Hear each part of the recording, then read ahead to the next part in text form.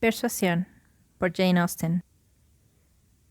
Capítulo 11. Se acercaba el tiempo del regreso de Lady Russell. Ya estaba fijado el día. Ana deseaba reunirse con ella tan pronto como volviera a establecerse y pensaba en su próxima partida de Kellynch, preguntándose si su paz se vería amenazada por ello. Estaría en la misma villa que el capitán Wentworth, solo a 1 milla de distancia. Frecuentarían la misma iglesia y sin duda se establecerían relaciones entre las dos familias. Eso estaba en contra de ella, pero, por otra parte, él pasaba tanto tiempo en Uppercross que el marcharse de allí era más bien como si lo dejara, en vez de aproximársele como en verdad ocurría.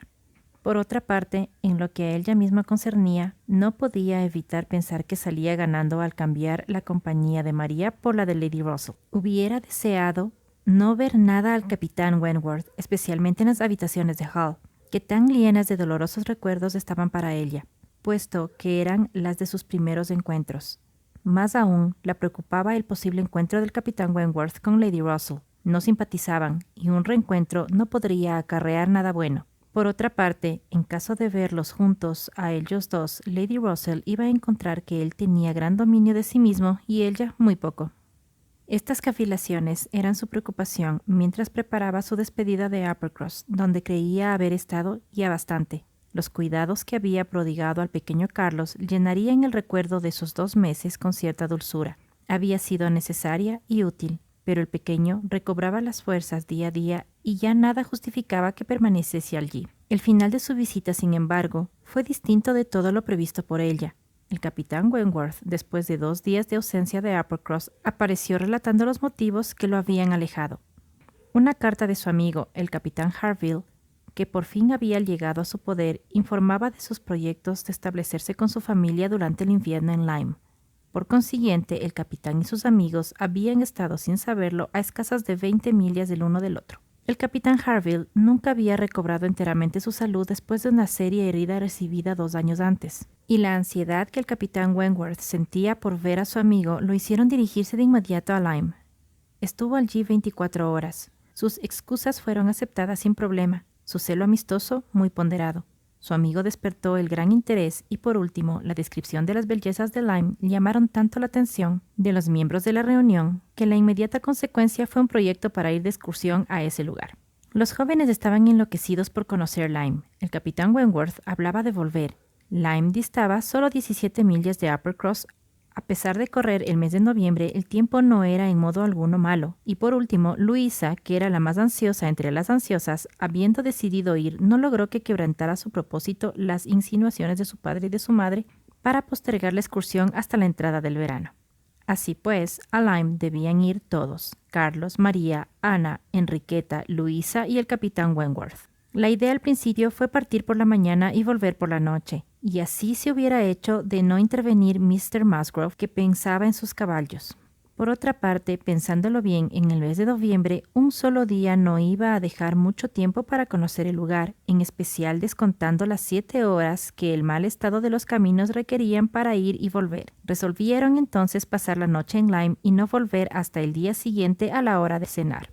Esto fue considerado muchísimo mejor por todo el grupo. Así, a pesar de haberse reunido en la casa grande bastante temprano a desayunar y de la puntualidad general, fue bastante después del mediodía cuando los 2 carruajes, el de Mr. Musgrove conduciendo a las 4 señoras y el carricoche de Carlos, en que éste llevaba al capitán Wentworth, descendieron la larga colina en dirección a Lyme y entraron en la tranquila calle del pueblo. Era evidente que no hubieron tenido tiempo de recorrerla antes de que la luz y el calor del día desaparecieran. Después de encontrar alojamiento y ordenar la comida en una de las posadas, lo que correspondía hacer, por supuesto, era preguntar el camino del mar. Habían llegado a una altura demasiado avanzada del año para disfrutar de cualquier entretenimiento o variedad que Lyme pudiera proporcionar como lugar público. Las habitaciones estaban cerradas, los huéspedes retirados. Casi no quedaban más familias que las de los residentes. Y como hay muy poco que ver en los edificios por sí mismos, lo único que los paseantes podían admirar era la notable disposición del pueblo, con su calle principal cayendo directamente hacia el mar, el camino a Cop, rodeando la pequeña y agradable bahía que en el verano tiene la animación que le presentan las casillas de baños y la grata compañía de la gente. Por último, Cobb, con sus antiguas maravillas y nuevas mejoras, con la hermosa línea de los riscos destacándose al este de la ciudad. Esto, y no otra cosa, era lo que debían buscar los forasteros, y en realidad debía ser un forastero muy extraño aquel que, viendo los encantos de la población, no deseara conocerla mejor para descubrir nuevas bellezas como los alrededores. Charmouth, con sus alturas y su limpia campiña, y más aún su suave bahía retirada detrás de los negros peñascos con fragmentos de roca baja entre las arenas, en donde podían sentarse tranquilamente para contemplar el flujo y reflujo de la marea. Las gentes de Uppercross pasaron por delante de las hospederías entonces desiertas y melancólicas. Descendiendo más, se encontraron a las orillas del mar, y deteniéndose lo necesario para mirarlo, continuaron su marcha a Cobb, para cumplir con sus respectivos propósitos, tanto ellos como el capitán Wentworth. En una pequeña casa al pie de un viejo pilar, allí colocado desde tiempo inmemorial, vivían los Harville. El capitán Wentworth se volvió para visitar a su amigo y los demás continuaron su marcha hacia Cobb, donde éste habría de reunírseles más tarde. No estaban en modo alguno cansados de admirar y vagar, ni siquiera Luisa creía lejano el tiempo en que se habían separado del capitán Wentworth, cuando vieran regresar a este acompañado por 3 amigos, bien conocidos ya para el grupo a través de las descripciones del capitán, como Mr. y Mrs. Harville y el capitán Benwick, que pasaba una temporada con estos. El capitán Benwick había sido primer teniente de Laconia. Al relato de que su carácter había hecho el capitán Wentworth, al cálido elogio que hizo de él, presentándolo como un joven y eximio oficial, a quien apreciaba muchísimo, habían seguido pequeños detalles sobre su vida privada que contribuyeron a volverlo interesante ante los ojos de las señoras. Había estado comprometido en matrimonio con la hermana del capitán Harville, y por entonces lloraba su pérdida. Durante 1 año o 2 habían esperado una fortuna y una mejora de su posición. La fortuna llegó, siendo su sueldo de teniente bastante elevado y la promoción finalmente, pero Fanny Harville no vivió para verlo. Había muerto el año anterior mientras él se encontraba en el mar. El capitán Wentworth creía imposible que un hombre pudiera amar más a una mujer de lo que amó el pobre Benwick a Fanny Harville, o alguien que hubiera sido más profundamente afectado por la terrible realidad. Creía el capitán Wentworth que este joven era de aquellos que sufren intensamente, uniendo sentimientos muy profundos a modales tranquilos, serios y retirados, de un decidido gusto por la lectura y por una vida sedentaria. Para hacer aún más interesante la historia, su amistad con los Harville se había intensificado a raíz del suceso que hacía imposible para siempre una alianza entre ambas familias y, a la sazón, podía afirmarse que vivía enteramente en compañía del matrimonio. El capitán Harville había alquilado la casa por medio año. Sus gustos, su salud y sus medios económicos no le permitían una residencia lujosa y por otra parte estaba cerca del mar. La magnificencia del país, el aislamiento de Lyme en el invierno parecían igualmente a propósito para el estado de ánimo del capitán Benwick. La simpatía y la buena voluntad que todos sintieron hacia él fue en realidad grande. Y sin embargo, pensó Ana mientras iba al encuentro del grupo, no creo que sufra más que yo. Sus perspectivas de dicha no pueden haber terminado tan absolutamente. Es más joven que yo, más joven de sentimientos en caso de que no lo sea por edad, más joven por ser un hombre. Podrá rehacer su vida y ser feliz con alguna otra. Se encontraron y unos y otros fueron presentados. El capitán Harville era un hombre alto y moreno, con un rostro bondadoso y sensible. Cojeaba un poco y su falta de salud y sus facciones más duras le hacían parecer de más edad que el capitán Wentworth. El capitán Benwick parecía y era el más joven de los 3, y comparado con los otros 2 era un hombre bajo. Tenía un rostro agradable y un aspecto melancólico, tal como le correspondía, y evitaba las conversaciones. El capitán Harville, aunque no igualaba los modales del capitán Wentworth, era un perfecto caballero, sin afectación, sincero y simpático. Mrs. Harville, ligeramente menos pulida que su esposo, parecía igualmente bondadosa y nada podía ser más grato que su deseo de considerar al grupo como amigos personales, puesto que eran amigos del capitán Wentworth, y nada más agradable que la manera de invitar a todos para que comiencen con ellos.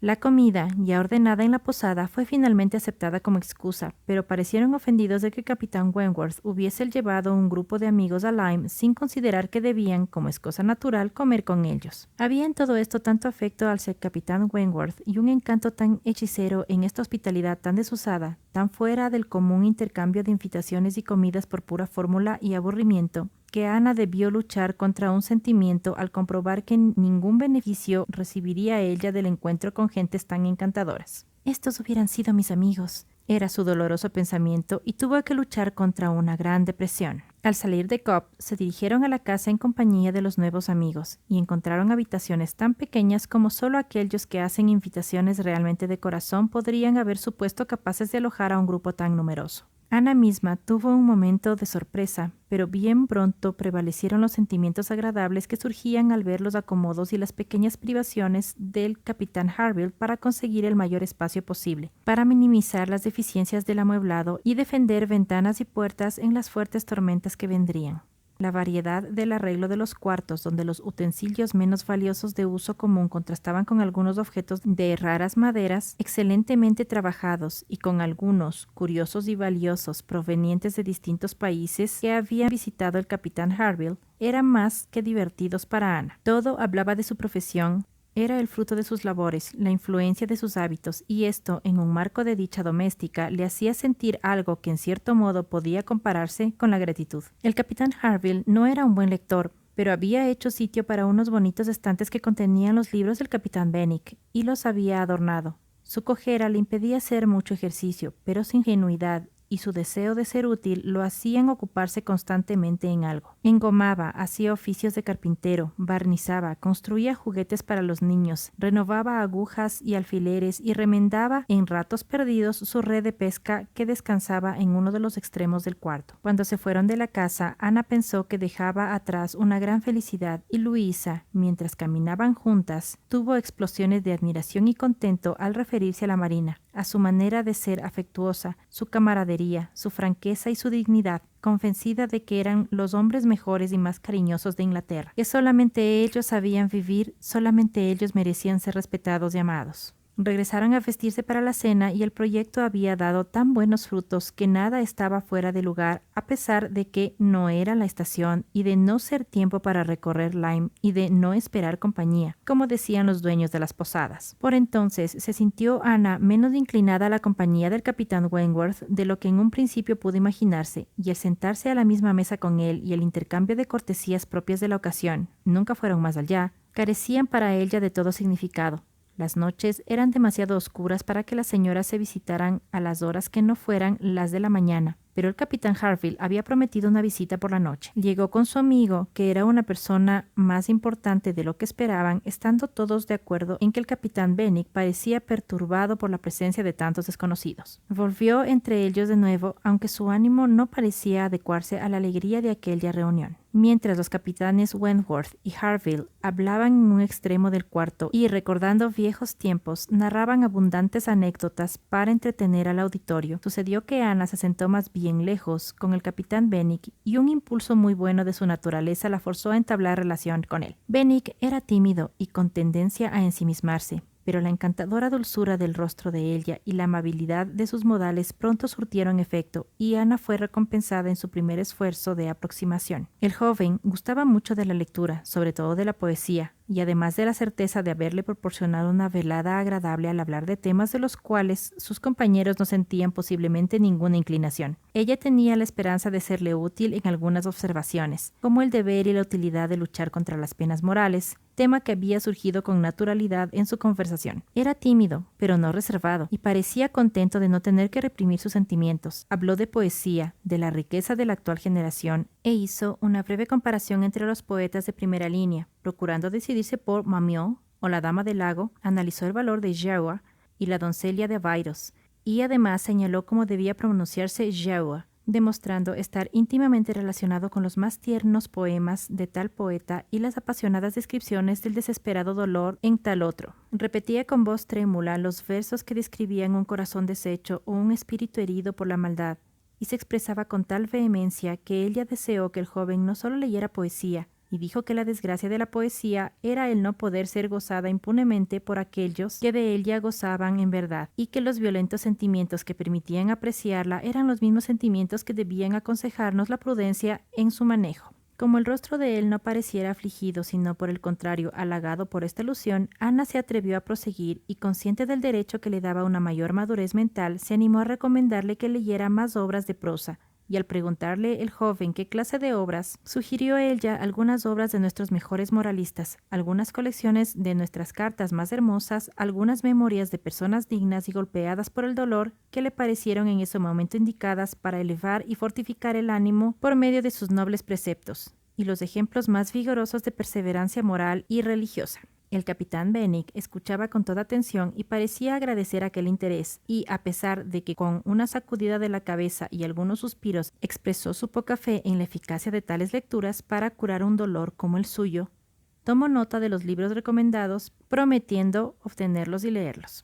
Al finalizar la velada, Ana no pudo menos que pensar con ironía en la idea de haber ido a Lyme a aconsejar paciencia y resignación a un joven que nunca había visto.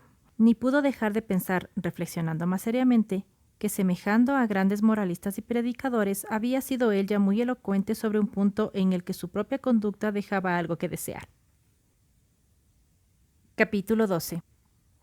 Ana y Enriqueta, las primeras en levantarse al siguiente día, acordaron bajar a la playa antes de desayunar. Llegaron a las arenas y contemplaron el ir y venir de las olas, a las que la brisa del sudeste hacía lucir con toda la belleza que permitía una playa tan extensa. Alabaron la mañana, se regocijaron con el mar, gozaron de la fresca brisa y guardaron silencio hasta que Enriqueta súbitamente empezó a hablar. Oh, sí, estoy convencida de que, salvo raras excepciones, el aire de mar siempre es bueno. No cabe duda de que ha sido muy beneficioso para el Dr. Shirley después de su enfermedad que tuvo lugar hace un año en la primavera. Él dice que un mes de permanencia en Lyme le ayuda más que todas las medicinas y que el mar lo hace sentirse rejuvenecido. Pienso que es una lástima que no viva siempre junto al mar. Yo creo que debería dejar Uppercross para siempre y fijar su residencia en Lyme. ¿No le parece, Ana? ¿No cree usted como yo que sería lo mejor que podría ser tanto para él como para Mrs. Shirley? Él tiene primos aquí y muchos conocidos que harían la estadía de ella muy animada, y estoy segura de que ella estaría contenta de vivir en un lugar donde puede tener a mano los cuidados médicos en caso de volver a enfermar. En verdad, creo que es muy triste que personas excelentes como el doctor y su señora, que han pasado toda su vida haciendo el bien, gasten sus últimos días en un lugar como Uppercross, donde, aparte de nuestra familia, están alejados del mundo. Me gustaría que sus amigos le propusieran esto al doctor. En realidad, creo que deberían hacerlo. En cuanto a obtener una licencia, creo que no habría dificultad, dado su edad y su carácter. Mi única duda es que algo pueda persuadirlo a abandonar su parroquia. Es tan severo y escrupuloso. Demasiado escrupuloso en realidad. ¿No piensa usted lo mismo, Ana? ¿No cree usted que es un error que un clérigo sacrifique su salud por deberes que podrían ser igualmente bien cumplidos por otra persona? Por otra parte, estando en Lyme a una distancia de 17 millas, podría oír de inmediato las noticias de cualquier irregularidad que sobreviniera. Ana sonrió más de una vez para sí misma al oír estas palabras y se interesó en el tema procurando ayudar a la joven como antes lo había hecho con Benwick, aunque en este caso la ayuda era sin importancia, pues ¿qué podía ofrecer que no fuera un asentimiento general? Dijo todo lo que era razonable y propio al respecto. Estuvo de acuerdo en que el Dr. Shirley necesitaba reposo, comprendió cuán deseable era que tomara los servicios de algún joven activo y respetable como párroco, y fue tan cortés que insinuó la ventaja de que el dicho párroco estuviese casado.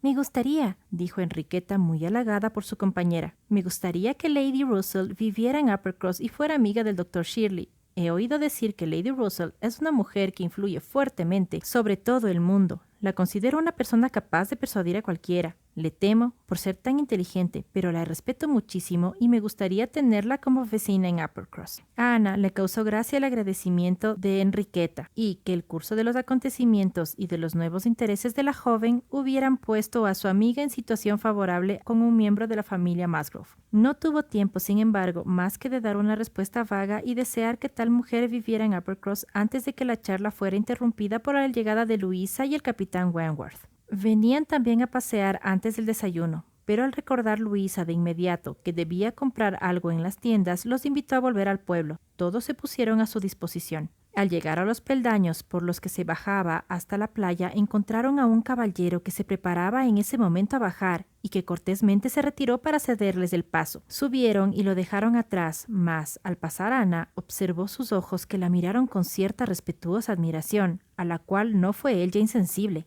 Tenía muy buen aspecto, sus facciones regulares y bonitas habían recobrado la frescura de la juventud por obra del saludable aire y sus ojos estaban animados. Era evidente que el caballero, su aspecto así lo demostraba, la admiraba muchísimo. El capitán Wentworth la miró en una forma que evidenciaba haber notado el hecho. Fue una rápida mirada, una brillante mirada que parecía decir: «El hombre está prendado de ti, y yo mismo, en este momento, creo ver algo de la Anna Elliot de otrora». Después de acompañar a Luis en su compra y pasear otro rato, regresaron a la posada, y al pasar Ana de su dormitorio al comedor, casi atropelló al mismo caballero de la playa que salía en ese momento de un departamento contiguo.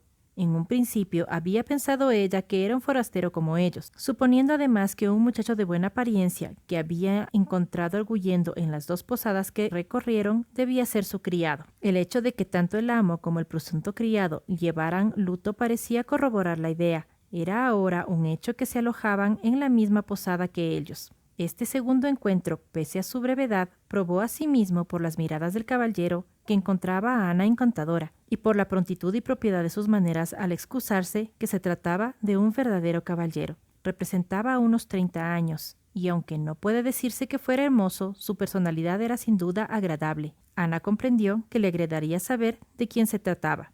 Acababan de terminar el almuerzo cuando el ruido de un coche, el primero que habían escuchado desde su llegada a Lyme, atrajo a todos hacia la ventana. «Era el coche de un caballero, un cochecillo», comentó un huésped que venía desde el establo a la puerta principal. «Alguien que se marcha seguramente. Lo conducía un criado vestido de luto». La palabra cochecillo despertó la curiosidad de María Musgrove, que en el acto deseó comparar aquel coche con el suyo. Las palabras «un criado de luto» atrajeron la atención de Ana, y los 6 se encontraban en la ventana en el momento de que el dueño del coche, entre los saludos y cortesías de la servidumbre, tomó su puesto para conducirlo. «Oh», exclamó el capitán Wentworth, mirando de reojo a Ana, y arguyó: «Es el hombre con quien nos hemos cruzado». Las señoritas Musgrove convinieron en ello. Todos miraron el coche hasta que desapareció tras la colina y luego volvieron a la mesa. El mozo entró en la habitación poco después. «Haga usted el favor», dijo el capitán Wentworth. «¿Podría decirnos quién es el caballero que acaba de partir?» «Sí, señor. Es un tal Mr. Elliot, un caballero de gran fortuna. Llegó ayer procedente de Symouth. Posiblemente habrán ustedes oído el coche mientras se encontraban cenando. Iba ahora a Crewkerne, camino a Bath y Londres». «Elliot». Se miraron unos a otros y todos repitieron el nombre antes de que este relato terminara, pese a la rapidez del mozo. «¡Dios mío!», exclamó María.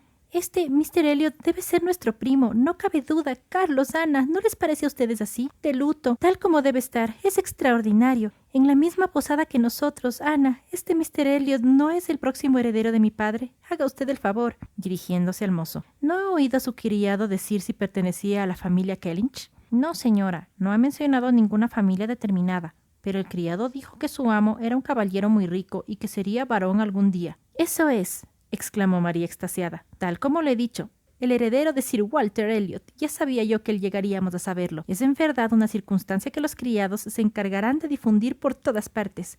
Ana, imagina qué extraordinario. Me hubiera agradado mirarlo más detenidamente. Me hubiera agradado saber a tiempo de quién se trata para poder ser presentados. Es en verdad una lástima que no hayamos sido presentados. ¿Les parece a ustedes que tiene el aspecto de la familia Elliot? Me sorprende que sus brazos no me hayan llamado la atención, pero la gran capa ocultaba sus brazos. Si no, estoy cierta de que los hubiera observado, y la librea también. Si el criado no hubiera estado de luto, los habríamos reconocido por la librea». «Considerando todas estas circunstancias», dijo el capitán Wentworth, «debemos creer que fue la mano de la naturaleza la que impidió que fuésemos presentados a su primo». Cuando pudo llamar la atención de María, Ana serenamente trató de convencerla de que su padre y Mr. Elliot por largos años no habían estado en tan buenas relaciones como para ser deseable una presentación. Sentía al mismo tiempo la satisfacción de haber visto a su primo y de saber que el futuro dueño de Kellynch era sin discusión un caballero y daba la impresión de poseer buen sentido. A Dios gracias, María no había intentado ninguna aproximación en su primer encuentro, pero era indiscutible que no estaría conforme con su segundo, en el cual Ana había huido casi del corredor recibiendo sus excusas, mientras que María no había tenido ocasión de estar cerca de él. Sí,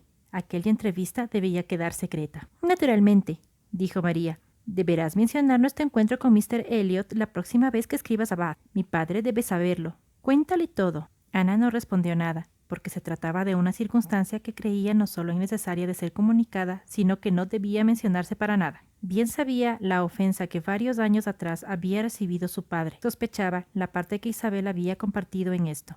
y por otra parte, la sola idea de Mr. Elliot siempre causaba desagrado a los dos.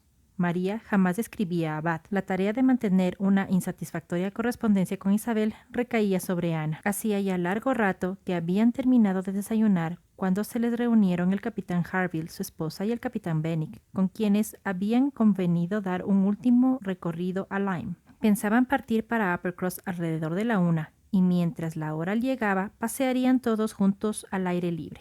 Ana encontró al capitán Benwick aproximándosele tan pronto como estuvieron en la calle. Su conversación de la velada precedente lo predisponía a buscar la compañía de ella nuevamente, y marcharon juntos por cierto tiempo, conversando como la vez anterior de Mr. Scott y de Lord Byron, y como la vez anterior, al igual que muchos lectores, no se hallaron capaces de discernir exactamente los méritos de uno y otro hasta que un cambio general en la partida de caminantes trajo a Ana al lado del capitán Harville. «Miss Elliot», dijo éste hablando con voz más bien baja, «ha hecho usted un gran bien haciendo conversar tanto a este pobre muchacho. Desearía que pudiese disfrutar de su compañía más a menudo. Es muy malo para él estar siempre solo, pero ¿qué podemos hacer nosotros? No podemos, por otra parte, separarnos de él». «Lo comprendo», dijo Ana, «pero con el tiempo, bien sabe usted qué gran influencia tiene el tiempo sobre cualquier aflicción. Y no debe olvidar, capitán Harville, que nuestro amigo hace poco tiempo que guarda luto. Creo que sucedió el último verano, ¿no es así?» «Así es, en junio», dijo, dando un profundo suspiro. «Y es posible que haga menos tiempo aún que él lo supo. Lo supo en la primera semana de agosto, cuando volvió del Cabo, en Grappler. Yo estaba en Plymouth y temía encontrarlo. Él envió cartas, pero el Grappler debía ir a Portsmouth. Hasta allí debieron llegarle las noticias. Pero ¿quién se hubiera atrevido a decírselo cara a cara? Yo no. Hubiera preferido ser colgado. Nadie hubiese podido hacerlo, con la excepción de ese hombre», señaló al capitán Wentworth. «El Laconia había llegado a Plymouth la semana anterior y no iba a ser mandado al mar nuevamente. Él había aprovechado la ocasión para descansar. Escribió pidiendo licencia, pero sin esperar la respuesta, cabalgó día y noche hasta Portsmouth. Se precipitó en el Grappler y no abandonó al desdichado joven desde aquel instante por espacio de una semana. Ningún otro hubiera podido salvar al pobre James. Ya puede usted imaginar, Miss Elliot, cuánto lo estimamos por esto». Ana parecía un poco confusa y respondió según se lo permitieron sus sentimientos, o mejor dicho, lo que él podía soportar, puesto que el asunto era para él tan doloroso que no pudo continuar con el mismo tema. Y cuando volvió a hablar, lo hizo refiriéndose a otra cosa. Mrs. Harville, juzgando que su esposo habría caminado bastante cuando llegaran a casa, dirigió al grupo en lo que había de ser su último paseo.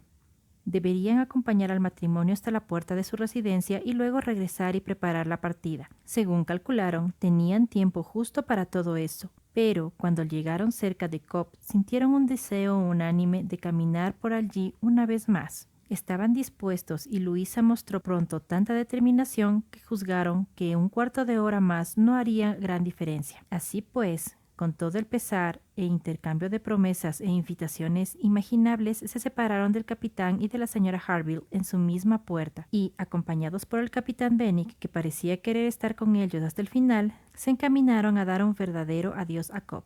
Ana se encontró una vez más junto al capitán Benwick. Los oscuros mares azules de Lord Byron volvían con el panorama, y así Ana, de buena voluntad, prestó al joven cuanta atención le fue posible, porque pronto ésta fue forzosamente distraída en otro sentido. Había demasiado viento para que la parte alta de Cobb resultase agradable a las señoras, y convinieron en descender a la parte baja, y todos estuvieron contentos de pasar rápido y quietamente bajo el escarpado risco. Todos menos Luisa. Debió ser ayudada a saltar allí por el capitán Wentworth. En todos los paseos que habían hecho, él debió ayudarla a saltar los peldaños y la sensación era deliciosa para ella. La dureza del pavimento amenazaba esta vez lastimar los pies de la joven, y el capitán temía esto vagamente. Sin embargo, la esperó mientras saltaba y todo sucedió a la perfección. Tanto que, para mostrar su contento, ella trepó otra vez de inmediato para saltar otra vez. Él la previno, temiendo que la sacudida resultase muy violenta, pero razonó y habló en vano.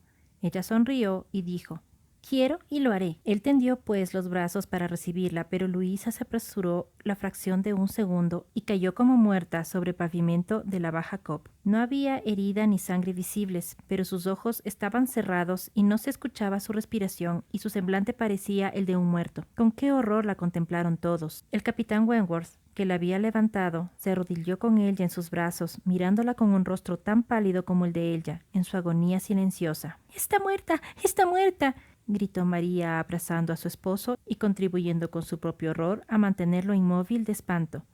Enriqueta, desmayándose ante la idea de su hermana muerta, hubiera caído también al pavimento de no impedirlo a Ana y al capitán Benwick, que la sostuvieron a tiempo. «¿No hay quien pueda ayudarme?», fueron las primeras palabras del capitán Wentworth en tono desesperado y como si hubiera perdido toda su fuerza. «¡Acudan a él!», gritó Ana. «Por el amor de Dios, acudan a él», dirigiéndose a Benwick. «Yo puedo sostenerla. Déjeme y vaya a él.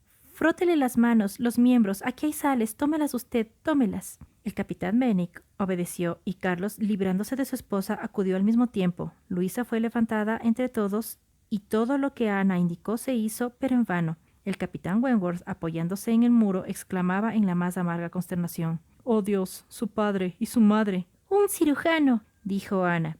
Él escuchó la palabra y su ánimo pareció renacer de pronto, diciendo solamente, «Un cirujano, eso es, un cirujano». Se dispuso a partir cuando Ana sugirió, «¿No será mejor que vaya el capitán Benwick? Él sabe dónde encontrar un cirujano». Cualquiera capaz de pensar en aquellos momentos había comprendido la ventaja de la idea y al instante todo esto pasaba vertiginosamente. El capitán Benwick había soltado en brazos del hermano la pobre figura desmayada y partía a la ciudad a toda prisa. En cuanto a los que quedaron, con dificultad podría decirse de los que conservaban sus sentidos, quién sufría más, si el capitán Wentworth, Ana o Carlos, quien siendo en verdad un hermano cariñoso, sollozaba amargamente y no podía apartar los ojos de sus dos hermanas, más que para encontrar la desesperación histérica de su esposa, quien reclamaba de él consuelo que no podía prestarle. Ana, atendiendo con toda su fuerza, celo e instintos a Enriqueta, trataba aún a intervalos de animar a los otros, tranquilizando a María, animando a Carlos, confortando al capitán Wentworth.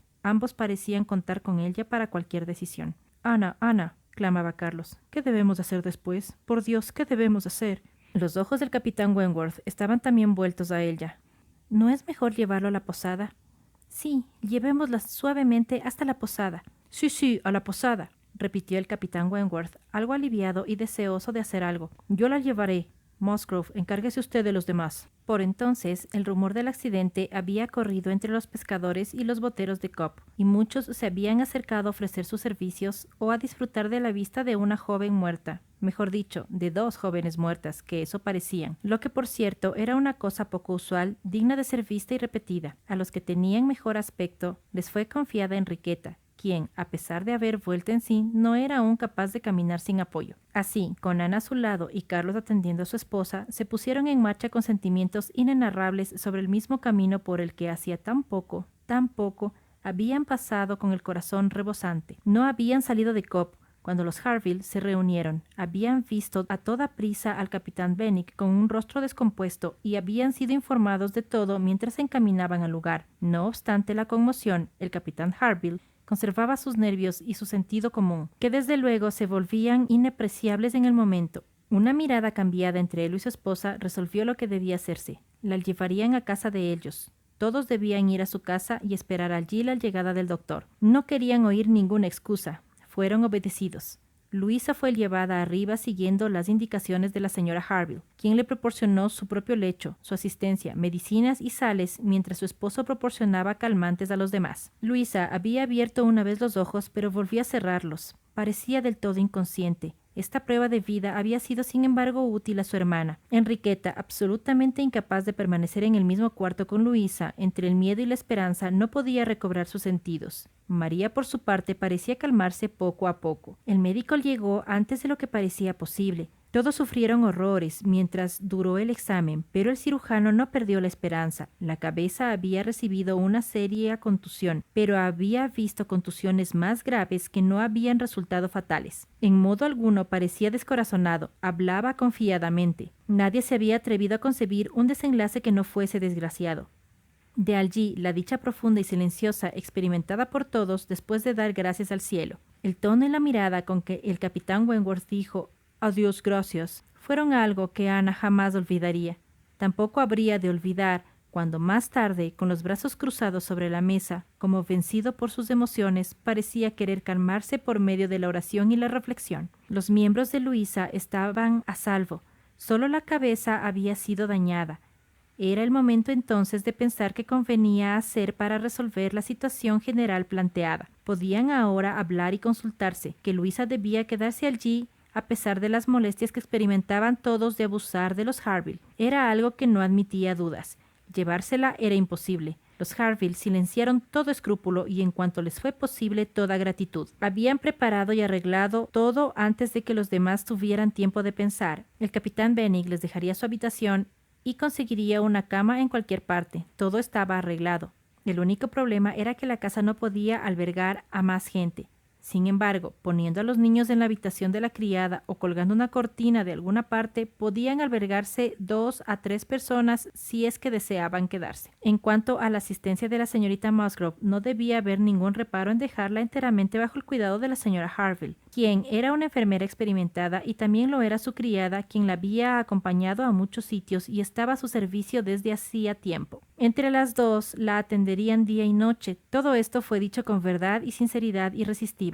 Carlos, Enriqueta y el capitán Wentworth consultaban algo entre ellos. Uppercross, la necesidad de que alguien vaya a Uppercross, dar las noticias, la sorpresa de los señores Musgrove a medida que el tiempo pasaba sin verlos llegar, el haber tenido que partir hacia una hora, la imposibilidad de estar allí a una hora razonable. Al principio no podían más que exclamar, pero después de un rato dijo el capitán Wentworth: «Debemos decidirnos ahora mismo. Todo minuto es precioso. Alguien debe ir a Uppercross. Musgrove, usted o yo debemos ir». Carlos asintió, pero declaró que no deseaba ir. Molestaría lo menos posible a los señores Harville, pero de ninguna manera deseaba o podía abandonar a su hermana en ese estado. Así lo había decidido. Enriqueta, por su parte, declaró lo mismo. Sin embargo, muy pronto se la hizo cambiar de idea. La inutilidad de su estadía. Ella, que no había sido capaz de permanecer en la habitación de Luisa o mirarla, con aflicciones que la tornaban inútil para cualquier ayuda eficaz, se la obligó a reconocer que no podía hacer nada bueno.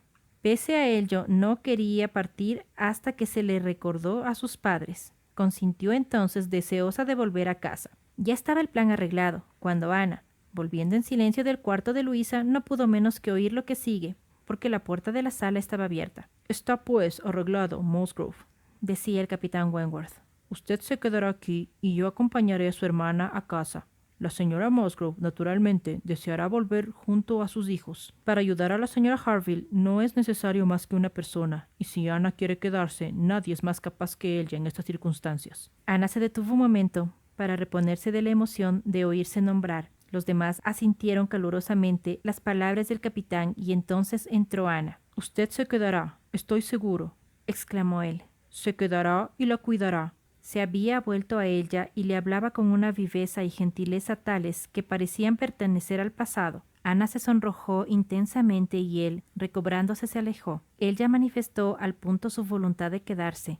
Era lo que había pensado. Una cama en el cuarto de Luisa, si la señora Harville deseaba tomarse la molestia, era cuanto precisaba. Un punto más y todo estaría arreglado. Lo más probable era que los señores Musgrove estuvieran alarmados ya por la tardanza y con el tiempo que demorarían en llevarlos de vuelta los caballos de Uppercross sería demasiado largo. Convinieron entre el capitán Wentworth y Carlos Musgrove que sería mejor que el primero tomase un coche en la posada y dejase el carruaje y los caballos del señor Musgrove hasta la mañana siguiente, cuando además se pudieran enviar nuevas noticias del estado de Luisa. El capitán Wentworth se apresuraba por su parte en arreglar todo y las señoras pronto hicieron lo mismo. Sin embargo, cuando María supo del plan, la paz terminó. Se sentía terriblemente ultrajada ante la injusticia de querer enviarla de vuelta y dejar a Ana en el puesto que le correspondía a ella. Ana, que no era parienta de Luisa, mientras que ella era su hermana, y le correspondía el derecho de permanecer allí en el lugar que debía ser de Enriqueta. ¿Por qué no habría de ser ella tener que volver a casa y para colmo sin Carlos, sin su esposo? No, aquello era demasiado poco bondadoso. Al poco rato había dicho más de lo que su esposo podía soportar y como desde el momento que él abandonaba el plan primitivo nadie podía insistir, el reemplazo de Ana por María se hizo inevitable. Ana jamás se había sometido de más mala gana a los celos y malos juicios de María, pero así debía hacerse. El capitán Benwick, acompañándola a ella y Carlos a su hermana, partieron en dirección al pueblo. Recordó por un momento, mientras se alejaban, las escenas que los mismos parajes habían contemplado durante la mañana. Allí había oído ella los proyectos de Enriqueta para que el doctor Shirley dejase Uppercross. Allí había visto la primera vez a Mr. Elliot. Todo ahora desaparecía ante Luisa para aquellos que se vieran envueltos en su accidente. El capitán Benwick era muy atento con Ana, y unidos por las angustias pasadas durante el día, ella sentía inclinación hacia él y hasta cierta satisfacción ante el pensamiento de que esta era quizá una ocasión de estrechar su conocimiento. El capitán Wentworth los esperaba, y un coche para 4, estacionado para mayor comodidad en la parte baja de la calle, estaba también allí. Pero su sorpresa ante el cambio de una hermana por otra, el cambio de su fisonomía, lo atónito de sus expresiones, mortificaron a Ana, o mejor dicho, la convencieron de que tenía valor solamente en aquello en que podía ser útil a Luisa. Procuró aparecer tranquila y ser justa, sin los sentimientos de una Emma por su Enrique. Hubiera atendido a Luisa con un celo más allá de lo común, por afecto a él. Esperaba que no fuera injusto suponer que ella abandonaba tan rápidamente los deberes de amiga. Entretanto, ya estaba en el coche, las había ayudado a subir y se había colocado entre ellas. De esta manera, en estas circunstancias, llena de sorpresa y de emoción, Ana dejó Lyme. Cómo transcurriría el largo viaje, en qué ánimo estarían, era algo que ella no podía prever.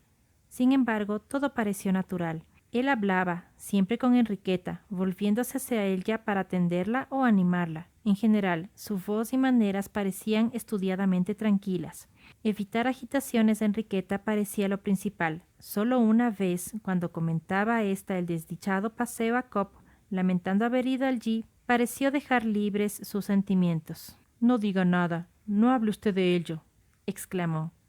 «Oh Dios, no debía haberla dejado en el fatal momento, seguir su impulso. Debí cumplir con mi deber, pero estaba tan ansiosa y tan resuelta. Querida, encantadora Luisa». Ana se preguntó si no pensaría él que muchas veces vale más un carácter persuasivo que la firmeza de un carácter resuelto. Viajaban a toda velocidad. Ana se sorprendió de encontrar tan pronto los mismos objetos y colinas que suponía más distantes. La rapidez de la marcha y el temor al final del viaje hacían parecer el camino mucho más corto que el día anterior. Estaba bastante oscuro. Sin embargo, cuando llegaron a los alrededores de Uppercross, habían guardado silencio por cierto tiempo. Enriqueta se había recostado en el asiento con un chal sobre su rostro, llorando hasta quedarse dormida. Cuando ascendían por la última colina, el capitán Wentworth habló a Ana. Dijo con voz recelosa: «He estado pensando lo que nos conviene hacer. Él ya no debe aparecer en el primer momento. No podría soportarlo.